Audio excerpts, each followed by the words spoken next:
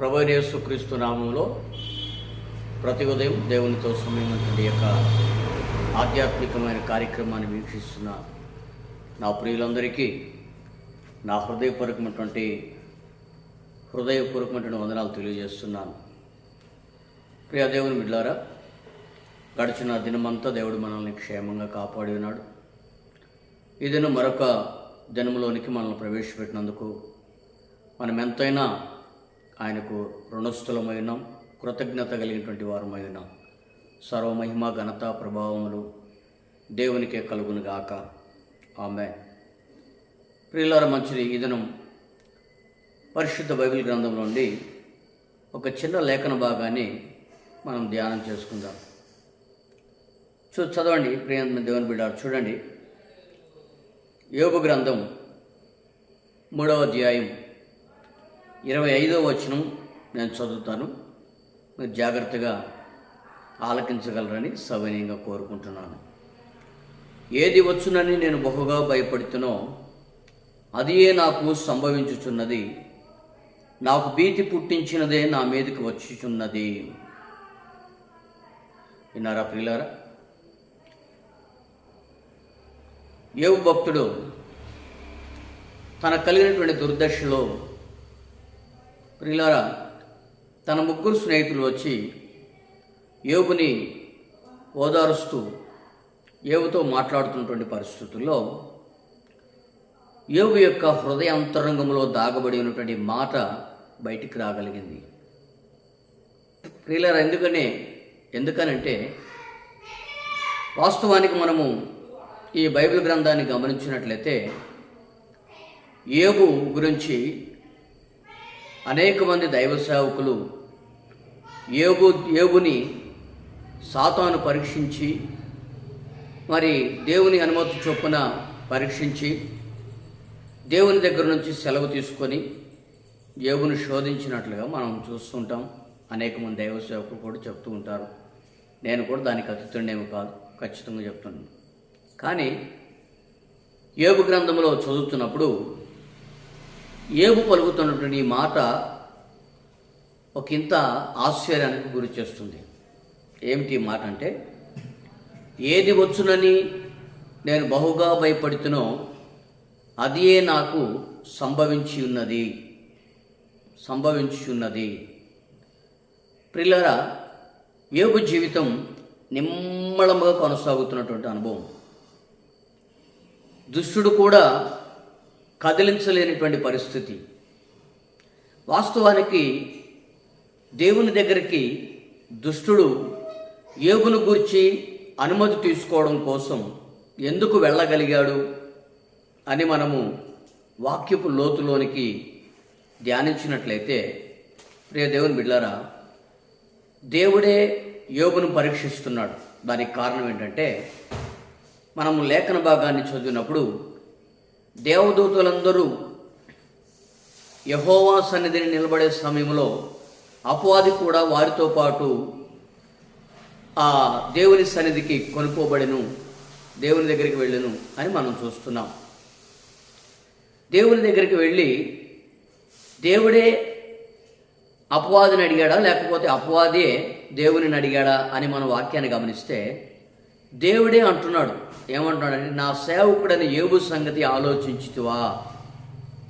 మనము యోబు గ్రంథం 1వ అధ్యాయం మనం చూసినట్లయితే ఆ మాట మనకు కనబడుతుంది. దేవుని బిడ్డలారా, చదువుదాం ఆ మాట. 1వ అధ్యాయం 6వ వచనం. దేవదూతలు యెహోవా సన్నిధి నిలుచుటకై వచ్చిన దినమొకటి తటస్థించెను. ఆ దినమున అపవాది యెహోవాడు వారితో కలిసి వచ్చును. యెహోవా, నీవు ఎక్కడి నుంచి వచ్చితువని వారిని అడుగగా, అపవాది భూమి మీద అటు ఇటు తిరుగులాడుచు అందులో సంచరించు వచ్చితనని యెహోవాకు ప్రత్యుత్తరం ఇచ్చెను. అందుకు యెహోవా, నా సేవకుడని యోబు యథార్థవర్తనుడును న్యాయవర్తుడునై దేవుని యందు భయభక్తులు కలిగి చెడుతనమును విసర్జించిన వాడు, ఆ మనుషుని వంటి వాడు ఎవడూ లేడు. అతని సంగతి నీవు ఎప్పుడైనా ఆలోచించుతువా అని అడుగగా, అపవాది యోబు ఊరకయే దేవుని యందు భయభక్తులు గలవాడాయనా అని అంటున్నాడు. చూడండి, ఇక్కడ అపవాది మొదట దేవుణ్ణి అడుగుతున్నాడా, లేకపోతే దేవుడే అపవాదిని అడుగుతున్నాడా? ఒకసారి ఆలోచన చేయాలి మనం.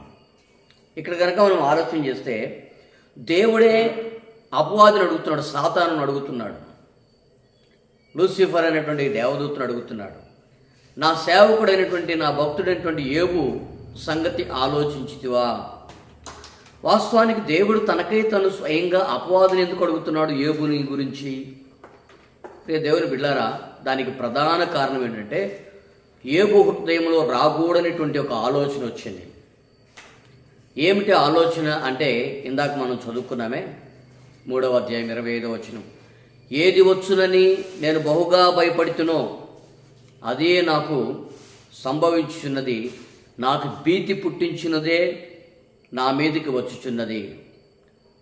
ప్రియులారా, ఎందుకని అని ఇక్కడ మనం దేవుని యొక్క లేఖన భాగాన్ని స్పష్టంగా గమనిస్తే, యోబట నా పిల్లలు ఏమైపోతారో, నా పిల్లలు చనిపోతారేమో, నా పశువులన్నీ పాడైపోతాయేమో, నా పశువులందరూ శత్రువులు వచ్చి దోచుకొని పోతారేమో, నా యొక్క కుటుంబం అంతటిని కూడా, నాకున్న పని వాళ్ళందరూ కూడా దోచుకొని పోతారేమో అని పలు రకాలుగా యోబు ఆలోచించి ఉండవచ్చు. ఈ మాటను బట్టి ఎందుకు చెప్తున్నాను ఈ మాట అంటే, యోబు నేను ఆలోచించినదే నాకు సంప్రాప్తించినది, ఏది వచ్చునని నేను బహుగా భయపడుతున్నాను అదే నా మీదకి వచ్చింది అంటున్నాడు.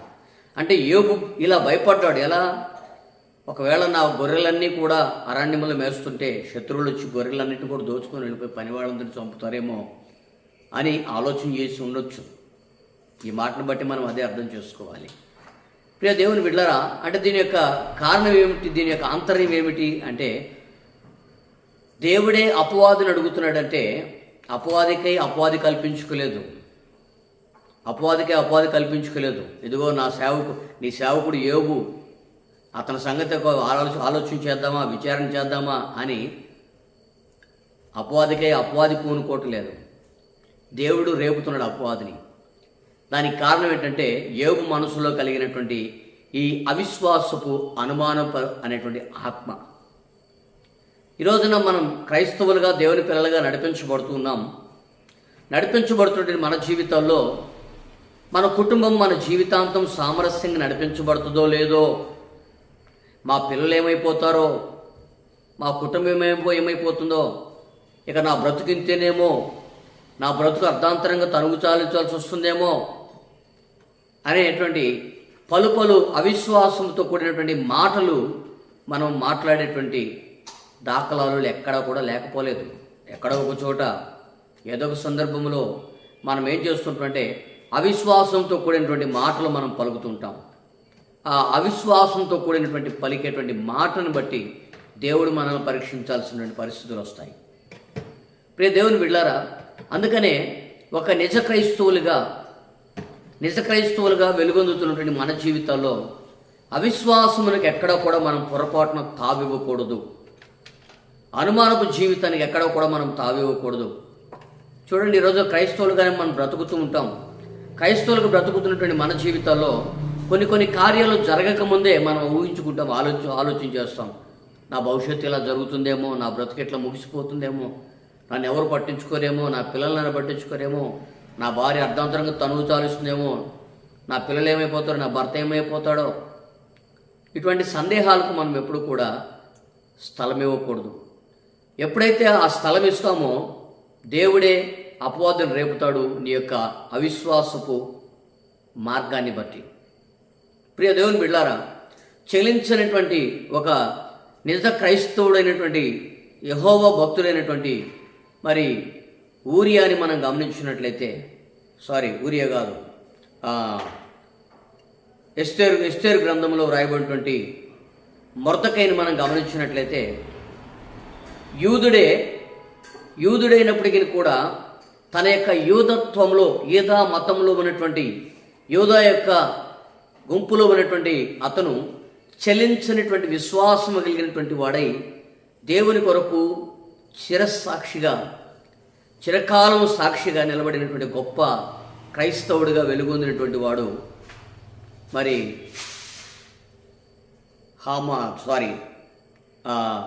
మొర్దెకై. ఈ మొర్దెకై జీవితంలో మనం గమనించినట్లయితే హామానుని రాజుగా చేసిన తర్వాత, హామానుని ఒక అధ్యక్షునిగా చేసిన తర్వాత, రాజు నియమించిన తర్వాత, హామానుకి ఆ దేశంలోని అందరూ కూడా పొరుల దండాలు పెడుతున్నారు, వంగి వంగి నమస్కారాలు చేస్తున్నారు. కానీ మొర్దెకై మాత్రం పొరపాటున వంగడం లేదు, నమస్కారం చేయటం లేదు.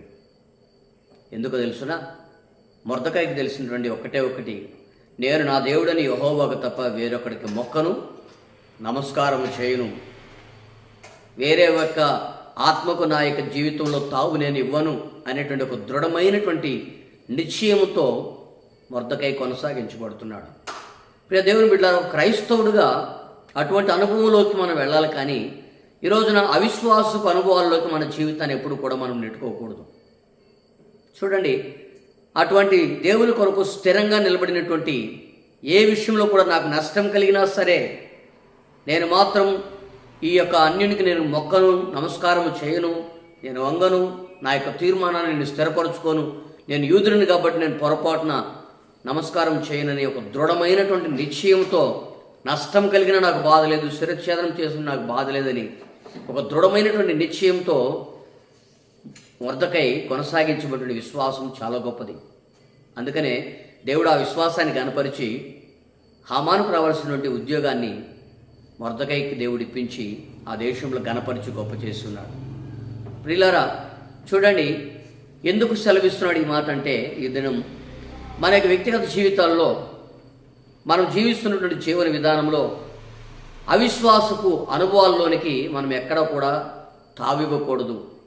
నా బ్రతుకు ఏమైపోతుందో, నా పిల్లలు ఏమైపోతారో, నా భార్య ఏమైపోతుందో, నా బ్రతికింతేనేమో అనేటువంటి అవిశ్వాసపు అనుభవాలకు స్థలమిచ్చినటువంటి వాళ్ళమైతే దేవుని ద్వారా పరీక్షింపబడేటువంటి అనుభవం ఒకటి ఎదురవుతుంది. లేదంటే అపవాదికి సమయం దొరికేటువంటి, స్థలం దొరికేటువంటి స్థానం ఒకటి అనుగ్రహింపబడుతుంది. కాబట్టి మనము ఏ విషయంలో కూడా మన జీవితాల్లో అవిశ్వాసానికి మనం తావివ్వకూడదు. ప్రియ దేవుని బిడ్డలారా, ఆ తర్వాత దేవుడే యోబుని రుణంతలుగా ఆశీర్వదించినట్లుగా మనం చూస్తాం. అది వేరే సంగతి. ఏది ఏమైనా కూడా ఈ రోజున యోబు జీవితంలో అంతటి శోధన రావడానికి కారణం ఏంటంటే యోబు యొక్క నోటి మాట, యోబు యొక్క హృదయపు ఆలోచన. నోటి మాట కాదు, హృదయపు యొక్క ఆలోచన. ఏం ఆలోచన చేశాడు జరగక మునుపు కార్యాన్ని అంటే, ఏది వచ్చున నేను బహుగా భయపడుతున్నావు అంటే, నా పిల్లలు ఏమైపోతారో, నా భార్య నన్ను వదిలిపెట్టి వెళ్ళిపోతుందేమో, ఒకవేళ నా యొక్క కుటుంబం మీద శత్రువులందరూ పడి దోచుకొని వెళ్ళిపోతే ఏమైపోతుందో, నా పశువులన్నిటి మీద శత్రువులు పడి దోచుకొని వెళ్ళిపోతే ఏమో నా పరిస్థితి ఎలా ఉంటుందో అనేటువంటి పలు రకాలుగా యోబు ఆలోచన చేస్తున్నాడు. అందుకే ఏది వచ్చునని బహుగా భయపడుతున్నా అదే నాకు సంప్రాప్తించాను అంటున్నాడు. చూడండి ప్రియమైన దేవుని బిడ్డలారా, ఈరోజు మన వ్యక్తిగత జీవితాల్లో ఎప్పుడు కూడా మనం దైనందిన జీవితంలో విశ్వాసపూరితమైనటువంటి మాటల మీద ఆధారపడి మనం నడిపించబడాలి. కానీ ఎక్కడా కూడా ఎప్పుడు కూడా అవిశ్వాసపు అనుభవాల్లోకి మనం నడిపించబడకూడదనేటువంటి విషయం మనం తెలుసుకోగలగాలి. చూడండి ప్రియమైన దేవుని బిడ్డలారా, యేసు ప్రభు వారి కాలంలో అనేక మంది వ్యాధిగ్రస్తులు యేసు ప్రభు దగ్గరికి వచ్చారు. అనేక మంది పాపాత్ములు దేవుని దగ్గరికి వచ్చారు. ఎక్కడైనా కూడా వారి యొక్క వ్యక్తిగత జీవితాల్లో అవిశ్వాసానికి తావిచ్చినటువంటి దాఖలాలు ఎక్కడా కూడా లేవు. అవిశ్వాసానికి తావిచ్చినటువంటి వారి జీవితాల్లో స్వస్థతలు కలగలేదు. అవిశ్వాసం లేకుండా విశ్వాసం కలిగినటువంటి జీవించినటువంటి వారి జీవితాల్లో స్వస్థతను పొందుకొని పాపాలు క్షమించబడి దేవుని సన్నిధిని సంతోషంగా వాళ్ళు గంతులు వేసి ఆనందించి సంతోషించినట్లుగా మనం చూస్తున్నాం. ప్రియులారా, అందుకనే తోమా జీవితంలో కూడా అది జరుగుతోంది. దేవుని సేవకుడయ్యుండి కూడా అవిశ్వాసపు అంచుల్లోకి వెళ్ళిపోయి దేవుని ద్వారా తిరిగి మరలా ఒక పునరుజ్జీవాన్ని తోమా పొందుకున్నట్లుగా మనం చూస్తున్నాం. ఎందుకని అంటే అనుమానం అనేది, అవిశ్వాసం అనేది మన జీవితాల్లో పొరపాటును ఏలుబడి చేయకూడదు అనేది. అందుకనే విశ్వాస వీరుల పట్టికలో ఈరోజు నీ పేరు నా పేరు రాబోయే దినాలలో ఉండాలి అనేది హెబ్రీ పత్రిక 11వ అధ్యాయంలో మనం గమనించినట్లయితే విశ్వాస వీరుల పట్టికలో ఎవరెవరైతే దేవుని విశ్వాసం ఉంచి దేవుని కార్యాలు అనుభవించారో వారి పేర్లన్నీ కూడా 11వ అధ్యాయంలో రాయబడి ఉన్నాయి. హెబ్రీ పత్రిక 11వ అధ్యాయంలో. అటువంటి విశ్వాస వీరులుగా మనము దేవుని సన్నిధిలో నిలబడి ఉండాలి. ప్రియ దేవుని బిడ్డలారా, చూడండి దేవుని పక్షాన్ని నిలబడాల్సినటువంటి గిద్యోను కూడా దేవుని యొక్క పక్షమును నిలబడి దేవుని పక్షమును పోరాడాల్సినటువంటి గిద్యోను మరి అన్యజనుల ప్రేలాపనలు విని, అన్యజనుల వ్యర్థమైనటువంటి మాటలు విని భయపడి గానుగు చాటును దాక్కొని ఉన్నాడు. గానుగు చాటును దాక్కొని ఉన్నప్పుడు దేవుడు వెళ్ళి మరలా గిద్యోను ధైర్యపరిచి బలపరుస్తున్నట్లుగా మనం న్యాయాధిపతుల గ్రంథాలు మనం చూస్తుంటాం. ప్రియ దేవుని బిడ్డారు, ఎందుకని గిద్యోను అట్లా అవిశ్వాస పంచులకు వెళ్లాల్సి వచ్చింది? మరి నేను సేవిస్తున్న నా దేవుడు నన్ను ప్రాణాన్ని కాపాడటకు శక్తి కలిగినటువంటి వాడిని గిద్యోను నమ్మలేదు కాబట్టి గానుగు చాటును దాక్కుని ఉన్నాడు. ప్రియ దేవుని బిడ్డారా, అయితే దేవుడు గిద్యోను బలపరిచి మరలా పునరుద్ధరింపజేసి యుద్ధానికి పంపించి గొప్ప విజయాన్ని గిద్యోనుకు అనుగ్రహిస్తూ వచ్చాడు. ప్రియులారా, ఈ రోజున మన వ్యక్తిగత జీవితాల్లో మనం ఇదే అలవాటు చేసుకోవాలి. మన వ్యక్తిగత జీవితాల్లో ముందున్నటువంటి కాలాన్ని మన మనోనేత్రాలతో చూడాలి. మన మనోనేత్రాలతో చూచడం మాత్రమే కాదు, దానిని పొందామనేటువంటి నమ్మకం మన జీవితంలో కలగాలి. అందుకని యేసు ప్రభువు వారు అంటున్నారు, మీరు ఏదైతే అడుగుతారో దానిని పొందితమని నమ్మి అడగండి అని ప్రభువు వారు సెలవిస్తున్నారు. అంటే మన జీవితంలో రాబోయేటువంటి కాలంలో అది ఏదైనా కూడా, ఒకవేళ మన పిల్లలు చదువుకుంటున్నారు, ఆ చదువుకుంటున్నప్పుడు మనం ఏం మాట్లాడాలో తెలుసా? నా కుమారుడు, నా కుమార్తె ఖచ్చితంగా పాస్ అవుతుంది అనేటువంటి ఒక బలమైనటువంటి దృఢమైనటువంటి మాట నీ నోట పలకాలి. ఏం పాస్ అవుతాడో అన్నట్లుగా మనం పలికితే దేవుడి దాన్ని అవకాశంగా తీసుకునే పరిస్థితి ఉంటుంది. అలాగే మన కుటుంబం దీవెనకరంగా లేదనుకోండి, ఏనాటికైనా నా పిల్లల్ని, నా కుటుంబాన్ని నా దేవుడు దీవిస్తాడు అనేటువంటి ఒక సంపూర్ణమైనటువంటి విశ్వాసంతో ముందడుగు వేస్తే దేవుడు ఏనాటికైనా కూడా ఆశీర్వదించడానికి శక్తి కలిగినటువంటి దేవుడు అయి ఉన్నాడు. ప్రియ దేవుని బిడ్డలారా, ఈరోజు మన యొక్క అవిశ్వాసమే మన శాపానికి కారణం. యోబు యొక్క అవిశ్వాసంగా ఉన్నటువంటి ఆ మాటే యోబు యొక్క జీవిత పరిస్థితికి కారణంగా మార్చబడిపోయింది అనేటువంటి విషయం వాస్తవం. కాబట్టి ఈరోజు నీ జీవితంలో నీవు ఏ పరిస్థితులు నడిపించబడుతున్నావో ఒక్కసారి నువ్వు ఆలోచన చేసుకో. అవిశ్వాసపు మాట నీ నోట రానివ్వకు. అవిశ్వాసపు తలంపులు నీ హృదయపు లోతుల్లోనికి పొరపాటును రానివ్వకుండా విశ్వాస వీరులుగా నీవు నడిపించబడాలనేది నా యొక్క ఆకాంక్ష. తద్వారా దేవుని ఆశీర్వాదం నీవు నీ కుటుంబం పొందుకుంటారుగాక. కాబట్టి ప్రియ దేవుని బిడ్డలారా, ఈ దినం దేవుని యొక్క సన్నిధి నిత్యం నీ కుటుంబానికి తోడేండి నిన్ను నడిపించి విశ్వాస వీరుల పట్టికలో నీ పేరును చేర్చున్నట్లుగా దేవుడు కృప చూపును గాక. ఆమేన్. ప్రార్థన చేసుకుందామా? మహాపరిశుద్ధుడా, మీకు వందనాలు ప్రభా, స్తోత్రం నాయన. తండ్రి, ఇదేనే మీరు మాతో మాట్లాడిన మాటను బట్టి స్తోత్రాలు అయ్యా. మరి యోబు జీవితంలో తన స్నేహితులతో మాట్లాడుతున్నప్పుడు అయ్యా, మరి యోబు నోట నుంచి వచ్చినటువంటి మాటని, హృదయపు లోతుల నుంచి వచ్చిన మాటని తెలియజేశారు. ఏది వచ్చునని బహుగా భయపడుతున్నావు అదే నాకు సంప్రాప్తించునని యోబు భయపడి తండ్రి ఆ యొక్క శ్రమలన్నీ కూడా అనుభవించాడు. తండ్రి, అటువంటి అనుభవాల్లో మేము ఈరోజు నడిపించబడకుండా ఒక విశ్వాస వీరుల పట్టికలో మా పేరు రాయబడేటట్లుగా జయ జీవితం మేము అనుభవించడానికి సహాయం దయచేయమని కోరుతున్నాం. ఏనాటికని మీరు మమ్మల్ని ఆస్వాదించే దేవుడు అని నమ్మి విజయవంతంగా తండ్రి జయోత్సవంతో మమ్మల్ని నడిపించే దేవుడు అని నమ్మి తండ్రి నీ ద్వారా గొప్ప మేలులు పొందుకునే కృపను మాకు దయచేయమని కోరుతున్నాం. గానుగు చాటును దాక్కున్నటువంటి గిద్యోను బలపరిచి గిద్యోనుకు విజయమునిచ్చినటువంటి నీవు అయ్యా, మరి మా జీవితాల్లో కూడా గొప్ప ఆశీర్వాదం కలుగు చేయటకు శక్తి కలిగినటువంటి వాడవని మేము నమ్ముతున్నాం. తండ్రి, మా నమ్మకాన్ని స్థిరపరిచి ఏ పరిస్థితుల్లో కూడా మమ్మల్ని నువ్వు తండ్రి చేయి విడనాడవని, మమ్మల్ని జీవితాంతం వెన్నంటిని నడిపించే దేవుడు అని నమ్మి ప్రభా, మా జీవితాలను ప్రాణాత్మ దేహాలను మీ చేతికి సమర్పిస్తున్నాం. మా కుటుంబాలను మీ చేతికి సమర్పిస్తున్నాం. ఆ రీతిగా మమ్మల్ని మీరు నడిపిస్తూ ఏ పరిస్థితుల్లో కూడా బలహీనతలు మా దరిదాపులను రానివ్వకుండా తండ్రి, అపవాది ఉచ్చులు మా దరిదాపులను రానివ్వకుండా మీరే మమ్మల్ని సమర్థవంతంగా నడిపిస్తారనేటువంటి విశ్వాసంతో పరిపూర్ణమైనటువంటి నమ్మకంతో మేము ముందడుగు వేయడానికి సహాయం దయచేయమని, మహిమ ఘనత ప్రభావాలు పొందుకోమని మీ ఘనమైన కృపగలస్తానికి అప్పగిస్తున్నాం. మొర్దెకై వలె నిశ్చయంగా మా దేవునికి తప్ప మీరు ఏ దేవునికి నమస్కారం చేయమని ఒక దృఢమైన నిశ్చయం ఏ విధంగా నమ్మి కొనసాగించబడుతున్నాడో అటువంటి మొర్దెకై జీవితాన్ని ఏ విధంగా మీరు ఘనపరిచారో తెలియజేస్తున్న నీవు మా జీవితాన్ని కూడా ఏనాటికైనా ఘనపరచగలిగినటువంటి దేవుడు అని మేము నమ్మి నిన్ను ఆరాధిస్తున్నాం. మా నమ్మకాన్ని స్థిరపరిచి విశ్వాస వీరుల పట్టికలో మా జీవితాన్ని స్థిరపరచమని, మా పేరుంచమని యేసునామమున అడిగి వేడుకొనుచున్నాం తండ్రి. ఆమేన్. మంచిది ప్రియులారా, ప్రభువైన యేసుక్రీస్తు నామమున మరొకసారి నా హృదయపూర్వక వందనాలు. మరి ఈ మాట మీరు వినండి, అనేకులకు షేర్ చేయండి, తద్వారా మా పరిచయం ప్రోత్సహించండి. మరి మీ ప్రార్థన అవసరాలు ఏమైనా ఉంటే స్క్రీన్ మీద కనపడుతున్నటువంటి ఫోన్ నెంబర్లకి మరి మీ ప్రార్థన అవసరాలు పంపగలిగినట్లయితే మీ కొరకు మేము ఖచ్చితంగా ప్రార్థన చేస్తామనే విషయాన్ని సవినయంగా తెలియజేస్తూ ఈ మాటలు ముగిస్తున్నాము. సెలవు తీసుకుందాం.